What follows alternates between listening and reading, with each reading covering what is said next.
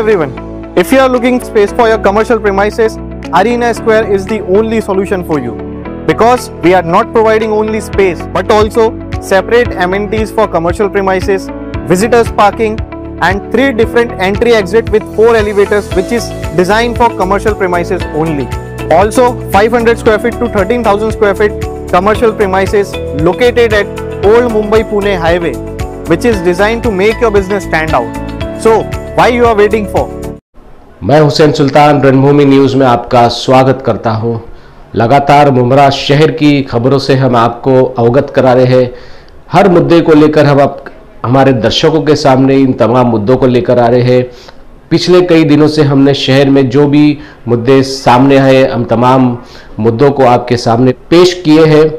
इसी तमाम मुद्दों को लेकर आज हमने पूर्व नगर सेविका व पूर्व प्रभाग समिति अध्यक्ष आशीन राउत से मुलाकात की और जिस तरीके से शहर में एक के बाद एक मुद्दे कब्रिस्तान के गेट पर जो बोर्ड लगा है वहां पर विधायक का नाम है, उसके अलावा ट्रैफिक को लेकर, हॉकर्स को लेकर, वहीं पे जिस तरीके से इस शहर में एक माहौल बनाया गया कि अजीत पवार गुट बीजेपी का है, इन तमाम बातों को लेकर हमने पूर्व नगर सेविका वो पूर्व प्रभाग समिति अध्यक्ष आशीन राउत से बात की।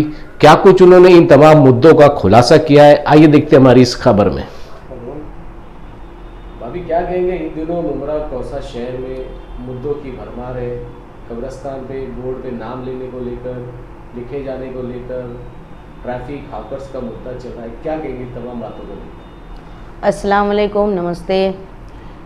देखिए, राजनीति करने वाले राजनीति करते रहते हैं। लोग हम पे आरोप लगाते हैं कि हम बीजेपी की सोच के लोग हैं, हम लोग विरोधक जो है वो राजनीति करते हैं। आप लोगों ने देखा होगा कि जनता ने इनको दोबारा से चुन के दी है, उसके बावजूद भी कामों में क्या गति है?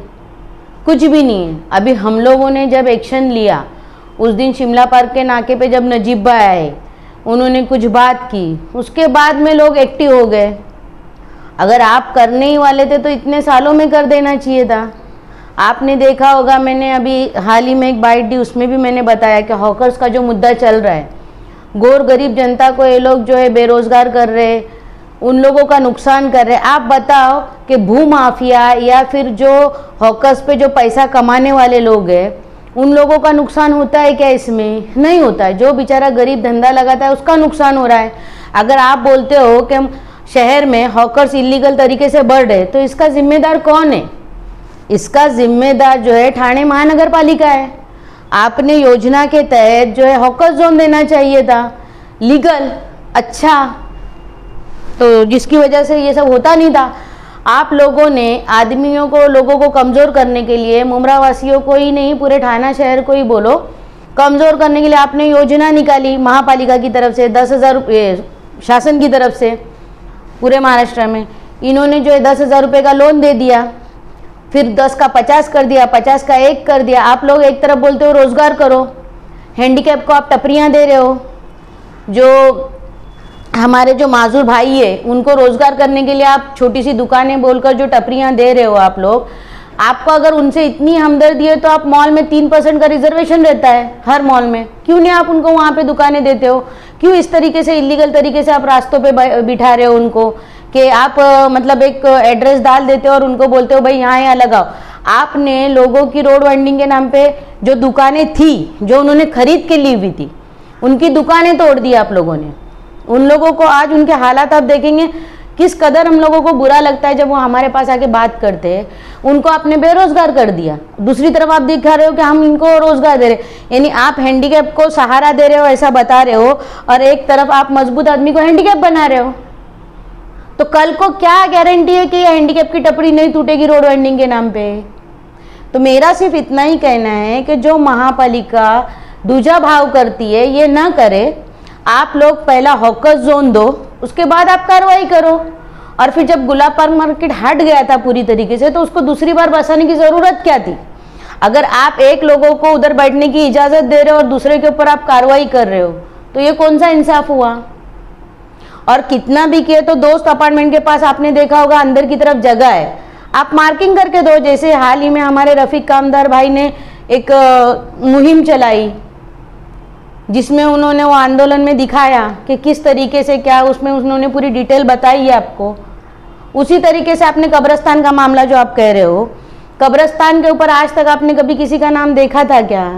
कलमा रहता है, कुछ रहता है, हाँ साइड वगैरह में ठीक है, आपका आपने काम किया है, अगर आप बोल रहे हो तो फिर आप वहाँ पे वो लगा दो। लेकिन आप जो है अभी जो इलीगल तरीके से वहाँ पे मित्तल में जो भरनी होके फार्म हाउस बन गए, जिसकी वजह से खाड़ी का पानी पलट के शहर में आ रहा है, उसके लिए आप क्या कर रहे हो? क्यों नहीं आप वो उसको जगह क्लियर करते हो? क्यों नहीं आप नाले के मुंह जो खाड़ी में गए, जो बुझाए गए भरनी करके इलीगल तरीके से, क्यों आप वो खोल नहीं रहे हो नाले के मुंह? आप अगर देखेंगे चरनीपाड़ा का नाला जो है वो खाड़ी में जाता है, वहाँ पे नाइस वर्ल्ड का प्रोजेक्ट चल रहा है। यहाँ पे आप देखेंगे दरगाह रोड पे जो पानी भरता है मित्तल में से, जो नाला आगे जाता है, वहाँ पे भरनी हो गई है, वहाँ पे इलीगल फार्म हाउस बन गए हैं, मैंगलोरोस तोड़े गए हैं। तो कहाँ थे उस वक्त हमारे ये नेता साहब? क्यों आंखें बंद करके बैठे? आज किसी गरीब बेचारे का घर किसी ने अगर 2 साल पहले 5 साल पहले किसी बिल्डिंग में लिया है, उसको इलीगल बोल के, धोखादायक बोल के उसको तोड़ा जा रहा है, नफरत की राजनीति कर रहे हैं। मेरे तो समझ में ही नहीं आ रहा है कि मुमरा शहर को लोगों ने क्या समझ के रखा है। आने वाला महीना रमजान का है, तो किस तरीके से ट्रैफिक का नियोजन किया जाना चाहिए? देखिए, ट्रैफिक का नियोजन तो है, कई मरतबा बैठकें होती है, मैं अध्यक्ष थी उस वक्त भी काफ़ी मरतबा बैठकें हो चुकी थी। आए दिन सिर्फ बैठकें ही होती है। जो मेन जंक्शन है शिमला पार्क का, वहाँ पे एक हाईमास की मांग हमने अभी कमिश्नर साहब से भी की है, और हाल मतलब कुछ ही दिनों में इंशाल्लाह ताला हाईमास भी लग जाएंगे। अभी रमज़ान से पहले लगते कि नहीं ये नहीं पता है, लेकिन इंशाल्लाह हाईमास लग जाएंगे। हमारा जो है शिमला पार्क के पास एक हाईमास था बड़ा सर्कल, जहाँ पे जो है ट्रैफिक जाम रहती है हमेशा। फिर कौसा में जो आप देखेंगे तो यहाँ पे अलमास कॉलोनी के सामने जो है वहाँ का भी सर्कल है, तो चारों तरफ से गाड़ियाँ आती है, वहाँ एक हाईमास लगेगा। वहाँ पे भी मतलब एक सर्कल टाइप थोड़ा सा बनाया जाएगा कि जिसकी वजह से थोड़ा सहूलत हो जाए। लेकिन ये रमज़ान से पहले होना चाहिए, लेकिन अभी देखते हैं, क्योंकि ये सब अधिकारियों के हाथ में रहता है, कॉन्ट्रैक्टर के हाथ में रहता है, हम तो मांग ही कर सकते हैं ना। टीम नजीमुल्लाह ने अभी पानी की कुछ समस्या को लेकर पानी पुरवठा विभाग के अधिकारी से मुलाकात की, क्या बताएंगे किस तरीके की समस्या आपके परिसर में? देखिए, कैसा है कि अभी जो अभी ये पिछले 2-2.5 साल से हम लोग अभी नगर सेवक नहीं है, जिसकी वजह से अधिकारियों का इतना आतंक बढ़ गया है ना कि रीमॉडलिंग का एक प्रोजेक्ट था, जिसके तहत में पानी की जो है टंकियाँ हमारी लाइनें शिफ्टिंग होने वाली थी, लाइनों का जो काम होने वाला था, कहीं ना कहीं वो एकदम धीमी गति से हो रहा है। क्या होता है, वक्त चला जाता है, बाद में बिल निकल जाते हैं, कोई ध्यान देता नहीं है। इस तरीके से जो है अभी अलमास कॉलोनी घासवाला में आप जो डोंगरे नगर का एरिया है, यहाँ पे देखेंगे तो रीमॉडलिंग के तहत बहुत से नशेमन के पास का है, तो यहाँ पे हमारा जो कुछ हिस्से तक काम हो गया था, लेकिन इनको अभी तक ज्वाइन नहीं किया गया है, जिसकी वजह से पानी की समस्या आए दिन चलते रहती है। इसके अलावा जो कुछ वॉलमैन के ऊपर हमने तंबी किया था कि ये वॉलमैन अपने मर्जी से उंगली करते रहते, इनके ऊपर ध्यान दिया जाए। और पानी का जो है प्रेशर नहीं बढ़ने की वजह से, क्योंकि है मुमरा शहर की आबादी जो ये बढ़ गई है, इसको हम लोग निगलेक्ट नहीं कर सकते, लेकिन उसके मुकाबले में आप देखेंगे तो पानी जो है कम इसमें आता है। तो पानी का जब तक वो बढ़ाया नहीं जाएगा तब तक के ये समस्या इसी तरीके से चलती रहेगी। पानी के कनेक्शन तो अपनी जगह पे है, टाकियाँ अपनी जगह पे, लेकिन पानी का जो है MLD बढ़ना चाहिए। पानी की समस्या तो बरकरार है, लेकिन अमृत नगर के दुर्गा माता चाल के पास कुछ पानी किराए पर दिया जा रहा, पैसे लिया जा रहा, इस तरीके की शिकायत भी उन्होंने की, क्या कहेंगे? देखिए सर, मैंने कई मर्तबा आपके मीडिया के माध्यम से भी लोगों मतलब अधिकारियों से अपील की थी, कमिश्नर साहब से कहा था कि सर यहाँ पे पानी बाकायदा बेचा जा रहा है, आपके वहाँ पर पानी की टंकियाँ बनी हुई है, उसके बावजूद भी कुछ लोग जो है अपनी दादागिरी करने के लिए, अपना वसब रखने के लिए आज के इस दौर में भी पानी के लिए लोगों को तरसाते। मैंने पहले भी कहा था कि वहाँ पे जब पानी की टंकी बनी हुई है, जब आप लोग वहाँ पे इलीगल बिल्डिंगों को पानी का कनेक्शन आ रहा है, तो बेचारे वो चाली वालों का क्या कसूर है? उनको क्यों नहीं पानी दिया जा रहा है? उनको टैक्स नहीं लगने दिया जाता है, उनको पानी नहीं दिया जाता है, इस तरीके से उनको परेशान किया जाता है। एक बोरिंग है जिसके तहत उनको जो है हर महीना उसी से पानी लेने का है। इस तरीके की दादागिरी चलती है। हमारा अभी अधिकारियों से वही है कि इसमें आपका क्या कमीशन है, या फिर आपके तहत ही ये सब चल रहा है।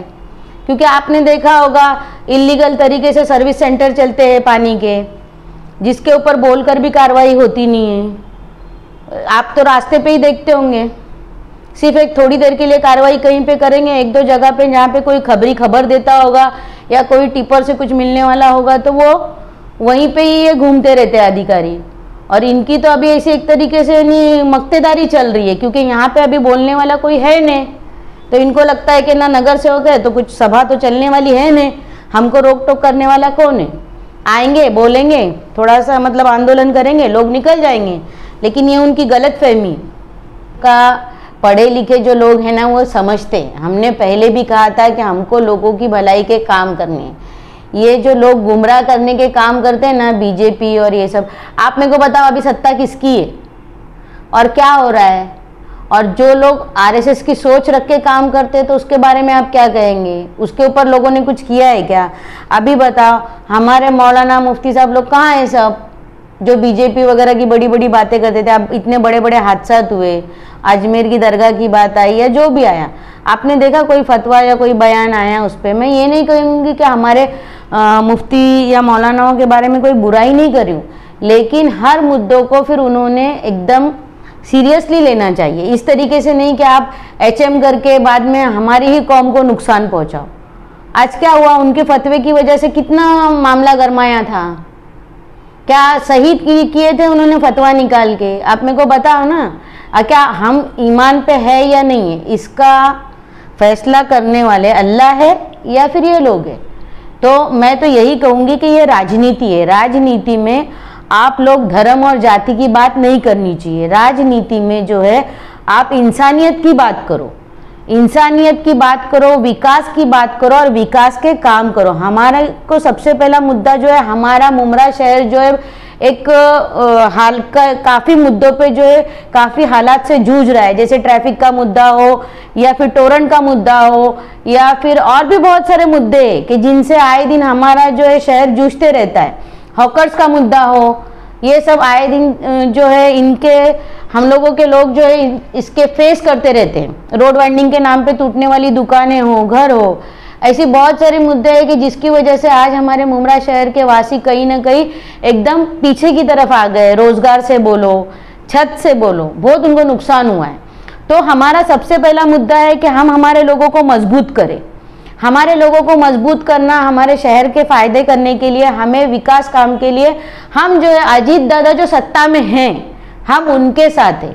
हम अजीत दादा की विचारधारा से जुड़े हुए। अजीत दादा की विचारधारा जो है वो बीजेपी की विचारधारा से मिलती नहीं है। उन्होंने कई मर्तबा नीतीश राणे को पछाड़ दिया था, कई मर्तबा उन्होंने उसको बातें सुना दी थी।